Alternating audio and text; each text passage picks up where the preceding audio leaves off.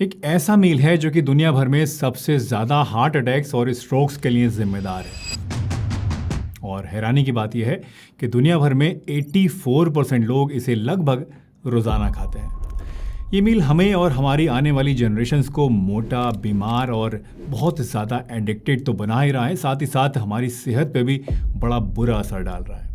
और जब तक आप इसे खाना नहीं छोड़ेंगे तो आपकी नसों में ब्लॉकेज और अचानक होने वाले जो हार्ट अटैक्स हैं, इनका ख़तरा ऐसे ही मंडराता रहेगा। वैसे आप ये सोच रहे होंगे कि अब तो लोग बड़े हेल्थ कॉन्शियस हो गए हैं, काफ़ी ज़्यादा जागरूकता आ गई है और ये सब कुछ खाना लोगों ने बंद कर दिया है, लेकिन सच्चाई ये है कि ऐसा बिल्कुल भी नहीं है। आज भी दुनिया की कुल आबादी का एक बड़ा हिस्सा ऐसा है जो कि इस चीज़ को, जिसके बारे में आगे हम बात करेंगे, रोज़ाना खाता है। और यही कारण है कि पूरी दुनिया के अंदर हार्ट अटैक्स इतनी तेज़ी के साथ बढ़ते जा रहे हैं और इवन जवान लोगों में भी बहुत ही तेज़ी से होने लगे हैं।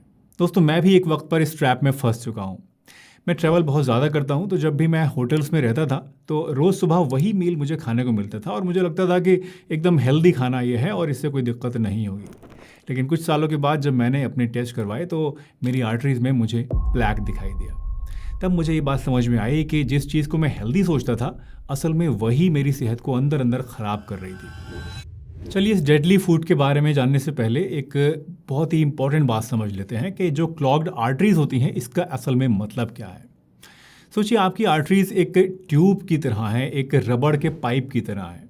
अब अगर इस पाइप के अंदर एक चिपचिपा सा गोंद जैसा कुछ चिपकना शुरू हो जाए, कचरा वहाँ ऐसा चिपचिपा सा आ जाए और वहाँ पे उसकी दीवार पे चिपक जाए और एक दिन वो कचरा इस पाइप को पूरी तरह से ब्लॉक कर दे, तो जाहिर सी बात है कि पाइप में जो पानी का फ्लो है वो रुक जाएगा।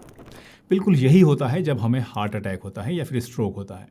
इस कचरे को प्लैक कहते हैं और ये एक टॉक्सिक, चिपचिपा और कुछ हमारी नाक की तरह या बलगम की तरह दिखने वाला पदार्थ होता है, जो कि आर्टरीज़ की इनर लाइनिंग के ऊपर चिपकना शुरू होता है और टाइम के साथ धीरे धीरे बढ़ता चला जाता है।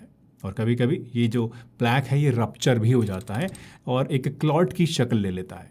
अब अगर ये क्लॉट हार्ट की तरफ चला जाएगा तो ये हार्ट अटैक पैदा कर देगा और अगर ये आपके ब्रेन की तरफ गया तो इससे आपको स्ट्रोक हो जाएगा। डॉक्टर्स अक्सर कहते हैं कि आर्टरीज़ को ब्लॉक करने के लिए सबसे बड़ा कल्प्रिट एलडीएल कोलेस्ट्रॉल होता है। लेकिन क्या आप जानते हैं कि अगर आप ऐसा कहते हैं तो ये सिर्फ आधी पिक्चर देखने जैसा है, क्योंकि एलडीएल के साथ साथ एक और ऐसी चीज़ है जो कि इस प्लैक के बिल्डअप के लिए इक्वली रिस्पॉन्सिबल होती है, और ये चीज़ है क्रॉनिक इन्फ्लेमेशन और इंसुलिन रेजिस्टेंस। मेरा मानना है कि सबसे पहले आर्टरी की अंदरूनी वॉल में इन्फ्लेमेशन होता है और इस इन्फ्लेमेशन के पैदा होने का सबसे बड़ा कारण होता है metabolic disease, specially insulin resistance. क्योंकि आर्टरीज़ की जो वॉल्स होती हैं उनके अंदर एलडीएल तभी चिपकेगा जबकि उसके अंदर, आर्टरी की वॉल के अंदर, इन्फ्लेमेशन होगा। हेल्दी आर्टरीज़ की वॉल्स के ऊपर एलडीएल नहीं चिपक सकता। इसलिए ये सोचना कि सिर्फ कोलेस्ट्रॉल से ही सारी प्रॉब्लम होती है, ये आधी अधूरी जानकारी है, क्योंकि सबसे बड़ा कल्प्रिट है inflammation caused by insulin resistance. अब आप सोच रहे होंगे कि आखिर ये कौन सा खाना है जो कि इतना ज़्यादा नुकसान करता है। तो आंसर है हर वो फूड जिसमें रिफाइंड कार्बोहाइड्रेट्स और शुगर ज़्यादा होती है। जी हाँ, यही सबसे ज़्यादा हार्ट के लिए बुरा है, बहुत ही बड़ा दुश्मन है, क्योंकि ये आपके ब्लड शुगर को तेज़ी से बढ़ाते हैं और जब ब्लड शुगर बार बार आपकी शूट करती है तो इंसुलिन भी हाई रहता है। दिन, हफ्ते, महीने तक जब ये चक्कर चलता रहता है तो उसके बाद बॉडी इंसुलिन के सिग्नल्स को इग्नोर करना शुरू कर देती है और इसी कंडीशन को हम कहते हैं इंसुलिन रेजिस्टेंस। और इंसुलिन रेजिस्टेंस ही असल में मेटाबॉलिक डिजीज़ का गेटवे है, रास्ता है, दरवाज़ा है, जिससे ओबेसिटी, डायबिटीज़, फैटी लिवर और सबसे डेंजरस क्लॉग्ड आर्टरीज हो सकती हैं। इसलिए जो भी खाना इंसुलिन रेजिस्टेंस को बढ़ाता है वही असल में हार्ट डिजीज़ का सबसे बड़ा कल्प्रिट हो सकता है। और अब मैं आपको दिखाता हूँ ऐसे ही हाई कार्बोहाइड्रेट और रिफाइंड कार्बोहाइड्रेट्स वाले वो फूड्स जो कि आपके लिए सबसे ज़्यादा नुकसानदेह हैं, जो कि आमतौर पर सुबह के नाश्ते में हम लोग खाते हैं और बिना सोचे समझे खाते हैं, ये सोचकर कि हम तो लो फैट खाना खा रहे हैं, हम बटर नहीं खा रहे हैं, घी नहीं खा रहे हैं, मलाई नहीं खा रहे हैं। लेकिन ये चीज़ें जो हम नासमझी में खा रहे हैं ये भी हमारे लिए इक्वली डेंजरस है। दोस्तों, white bread, brown bread, rusk, cornflakes, muesli या फिर प्रोसेस्ड सीरियल्स, इन्हें हमेशा हमें हेल्दी कहकर बेचा जाता है। हमसे कहा जाता है कि ये आपके लिए बहुत ही अच्छे हैं। आपने केलॉग्स कॉर्नफ्लेक्स का ऐड तो ज़रूर देखा होगा। देखकर लगता है कि इससे ज़्यादा हेल्दी ब्रेकफास्ट तो हमारे लिए कुछ हो ही नहीं सकता है। लेकिन असल में यही ब्रेकफास्ट ऑफ क्लॉग्ड आर्टरीज है, यानी यही आपकी नसों को ब्लॉक करता है। इसी तरह बच्चों के लिए चोकोज, फ्रूट लूप्स और भी पता नहीं क्या क्या इस तरह के फैंसी ब्रेकफास्ट ऑप्शंस आजकल आ रहे हैं, और इन्हें भी हम हेल्दी समझकर अपने बच्चों को खूब खिलाते हैं, क्योंकि इनके एड्स में ऐसा हमें बताया जाता है। लेकिन अगर आप इनके न्यूट्रिशनल लेवल को देखेंगे तो आप पाएंगे कि इनमें बहुत ज़्यादा हाई अमाउंट में कार्बोहाइड्रेट्स होते हैं, फाइबर बहुत लो होता है, और एक सीक्रेट केमिकल भी इनके अंदर होता है ट्राई पोटेशियम फॉस्फेट नाम का, जो कि एक क्लीनिंग एजेंट के तौर पे भी यूज़ किया जाता है। सोचिए आप खुद भी और अपने बच्चे को भी सुबह सुबह एक क्लीनिंग एजेंट खिला रहे हैं, ऐसी चीज़ जिससे किचन की सफाई होती है, फर्श को साफ़ किया जाता है। क्या आप जानबूझकर ऐसा कर सकते हैं? मुझे बताइए कमेंट करके, या फिर आप भूल चूक में चलिए खा रहे हैं तो कोई बात नहीं है, लेकिन अब क्योंकि आपको ये बात पता लग गई है तो आई एम श्योर आप इसको खाना आज ही से बंद कर देंगे। वैसे बात सिर्फ केमिकल्स की है ही नहीं। जब आप ये सीरियल्स जो हैं रोज़ाना खाते हैं तो शुगर और रिफाइंड कार्बोहाइड्रेट्स जो हैं वो आपके ब्लड शुगर को तेज़ी से स्पाइक कर देते हैं, और जैसे ही आपका ब्लड शुगर 140 या उससे ऊपर जाता है तो आर्टरीज की लाइनिंग अंदर अंदर बर्न होने लगती है, और इससे ही क्रॉनिक इन्फ्लेमेशन पैदा होता है, जिससे प्लैक बनता है। अब बात करते हैं दूसरे पार्ट की। Orange juice, packaged fruit juices, flavoured milk, flavoured lassi, ये सब चीज़ें भी हमें हेल्दी बताकर मार्केट में बेची जाती हैं, और हम समझते भी ऐसा ही है। लेकिन सच ये है कि एक ऑरेंज खाने से आपको सिर्फ 12 ग्राम कार्बोहाइड्रेट्स और 3 ग्राम फाइबर मिलता है, यानी कार्ब टू फाइबर रेशियो 4:1 होता है, जो कि सेफ है। लेकिन जूस में कार्बोहाइड्रेट्स 26 ग्राम या कभी कभी उससे भी ज़्यादा होते हैं, और फाइबर 0 होता है, मतलब रेशियो इज़ इनफाइनाइट। और इसीलिए इन जूसेस को पीने के बाद आपका ब्लड शुगर बहुत तेज़ी से बढ़ता है, इंसुलिन बहुत तेज़ी से स्पाइक होती है, और आर्टरीज अंदर ही अंदर इन्फ्लेम्ड होने लगती हैं। और सबसे बड़ी बात यह है कि इन जूसेस में फ्रक्टोज भी होता है, जो कि डायरेक्टली आपके लिवर में जाता है और फैटी लिवर को बनाता है, और फैटी लिवर भी अपने आप में एक इंडिपेंडेंट रिस्क फैक्टर है जो कि हार्ट डिजीज़ को पैदा कर सकता है। फिर भी 90% लोग ये जो चीज़ है, यानी जूसेस जो हैं, रोज़ाना या फिर हफ्ते में 1-2 बार ज़रूर पी लेते हैं, ये सोच के कि ये तो बड़ी हेल्दी चीज़ है। पेरेंट्स अपने बच्चों को पिलाते हैं ये सोच के कि ये जूसेस हेल्दी हैं, उनके बच्चों को विटामिन और इससे अच्छी चीज़ें मिलेंगी, लेकिन असल में ये उनके बच्चों के लिए एक बहुत बड़ा रिस्क है, जो कि आने वाले टाइम में इन बच्चों को जब ये बड़े हो जाएंगे तो काफ़ी ज़्यादा भारी नुकसान पहुंचा सकता है। अब सवाल ये आता है कि ये सब कुछ आखिर चल कैसे रहा है? क्यों हम अनहेल्दी चीज़ों को हेल्दी समझकर इतना ज़्यादा कंज्यूम कर रहे हैं? क्यों हम इतने ज़्यादा बेवकूफ़ बन रहे हैं? तो इसका जवाब है, बड़ी फूड कंपनीज के जो भ्रामक विज्ञापन है वो इसके पीछे सबसे बड़ी वजह है।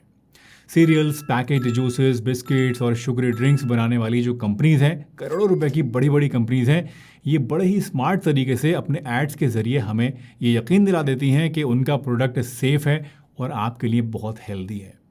आपको याद होगा कैसे Dabur real juice, Tropicana, Amul flavoured milk, cornflakes और मिल्क शेक्स के जो लस्सी के जो एड्स होते हैं वो हमें इतने ज़्यादा इम्प्रेस कर जाते हैं, और हमें लगता है कि ये बहुत ही बढ़िया चीज़ें हैं। लगता है जैसे इन्हें पी लेंगे तो हम अमर हो जाएंगे। लेकिन सच्चाई ये है कि ये सभी चीज़ें बिल्कुल अनहेल्दी फूड्स हैं, लेकिन कंपनीज़ को आपकी हेल्थ की नहीं, अपने प्रॉफिट्स की चिंता होती है, और इसीलिए ये सारा का सारा गेम आज चल रहा है और बड़े ज़ोर शोर से चल रहा है। वैसे मैं इन प्रोडक्ट्स के खिलाफ नहीं हूँ। अगर आप इन चीज़ों को पसंद करते हैं, ये आपको अच्छी लगती हैं, टेस्टी लगती हैं, तो कभी कभी आप इन्हें पी सकते हैं, एंजॉय कर सकते हैं, मगर प्लीज़ ये मत सोचिए कि ये चीज़ें हेल्दी हैं, क्योंकि प्रॉब्लम तभी शुरू होती है जब हम अनहेल्दी चीज़ों को हेल्दी समझना शुरू कर देते हैं, और इसी वजह से हम बेफिक्र होकर उनको इस्तेमाल करते रहते हैं, और इसीलिए सच बताऊँ तो क्वांटिटी बढ़ती चली जाती है। अगर हमें पता हो कि कोई चीज़ हमारे लिए अनहेल्दी है तो हम जब भी उसको यूज़ करेंगे एटलीस्ट एक सेंस ऑफ गिल्ट हमारे अंदर रहेगा, हमें ये पता रहेगा कि हम कुछ गलत कर रहे हैं, क्योंकि यही गिल्ट जो होती है ये हमें इनसे बचाने का काम करती है। और जब ये गिल्ट ख़त्म हो जाती है, हम किसी चीज़ को हेल्दी समझने लगते हैं, तो फिर हम बेफिक्र होके उसको जितना चाहे जब चाहे इस्तेमाल करते रहते हैं, और हमें पता भी नहीं लगता। अब सवाल आता है कि फिर हमें ब्रेकफास्ट में इन चीज़ों की जगह पर आखिर क्या खाना चाहिए? तो इसका एक सिंपल सा रूल है। पहले तो कोशिश करिए कि आप कोई भी पैकेज्ड फूड अपने नाश्ते में बिल्कुल भी ना खाएं, और अगर खाते भी हैं तो बस ये देख लें कि इनके अंदर कार्बोहाइड्रेट टू फाइबर रेशियो हमेशा 5 से नीचे होना चाहिए। यह आपके लिए एक गोल्डन फॉर्मूला है जो आपको हमेशा याद रखना है। इसका मतलब अगर आपको समझ में नहीं आया है तो समझा देता हूँ कि अगर कोई फूड ऐसा है जिसमें 20 ग्राम कार्ब्स हैं और फाइबर सिर्फ 1 ग्राम है तो इसका रेशियो हुआ 20:1।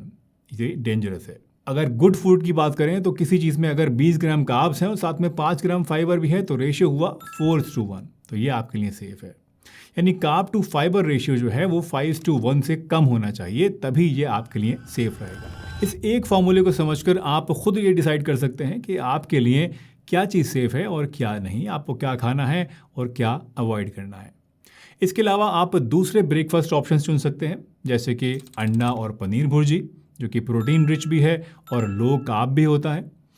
या फिर आप चाहें तो मूंग दाल का चीला और दही खा सकते हैं, पोहा विद पीनट्स खा सकते हैं, या फिर दही में चिया सीड्स और नट्स को डालकर भी खा सकते हैं। ये सभी चीज़ें आप घर में बनाइए, आराम से एंजॉय कीजिए। आपको सेहत पे भी कोई बुरा असर नहीं पड़ेगा, टेस्ट भी भरपूर मिलेगा और आपके लिए बहुत ही अच्छी और वैरायटीफुल चीज़ें ये हो जाएंगी। और सही बताऊं तो सस्ती भी पड़ेंगी। तो आप कोशिश कीजिए कि पैकेज्ड फूड से बचें और घर पे बना हुआ खाना जो कि हेल्दी हो, जिसमें प्रोटीन ज़्यादा हो, कार्ब्स कम हो, फाइबर ज़्यादा हो, उसको अपने नाश्ते में अगर आप इस्तेमाल करेंगे तो आपके दिल के लिए भी अच्छा रहेगा और आपकी ओवरऑल हेल्थ भी इससे बढ़िया रहेगी। दोस्तों याद रखिए, हार्ट अटैक कभी भी अचानक नहीं होता है। हम सोचते हैं कि ये अचानक हो गया है, लेकिन आर्टरीज चुपचाप अंदर ही अंदर सालों से ब्लॉक होती चली जाती हैं और फिर अचानक से हमें हार्ट की प्रॉब्लम होती है। इसलिए आपको हार्ट प्रॉब्लम आज है या नहीं है, इससे फ़र्क नहीं पड़ता है। आपको आज से ही खुद भी और अपनी फैमिली को भी बचाने के लिए कदम उठाना पड़ेगा, क्योंकि आपको नहीं पता कि अंदर आर्टरीज़ की नसों में क्या चल रहा है। इस वीडियो को शेयर कीजिए उन लोगों के साथ जो कि गलत नाश्ते में चीज़ें खाते हैं और अपने आप को हेल्दी और बहुत ज़्यादा स्मार्ट समझते हैं। ये वीडियो आपके लिए एक आई ओपनर है जो कि आपको बहुत कुछ बताती है, बहुत कुछ सिखाती है, बशर्ते कि आप इसको समझने वाले बने और इसको अपनी ज़िंदगी में अप्लाई करने वाले बने। उम्मीद है आज की वीडियो आपको पसंद आई होगी। अगर पसंद आई हो तो लाइक करके जाइएगा, चैनल पर नए हैं तो सब्सक्राइब करके जाइएगा, और अगर मन में कोई सवाल रह गया हो तो मुझसे कमेंट में आप चाहें तो पूछ सकते हैं। मिलते हैं एक नई वीडियो में, तब तक के लिए अपना ध्यान रखिए, हंसते रहिए, मुस्कुराते रहिए, रोज़ कुछ ना कुछ नया सीखते रहिए ताकि आप रह सकें हेल्दी हमेशा।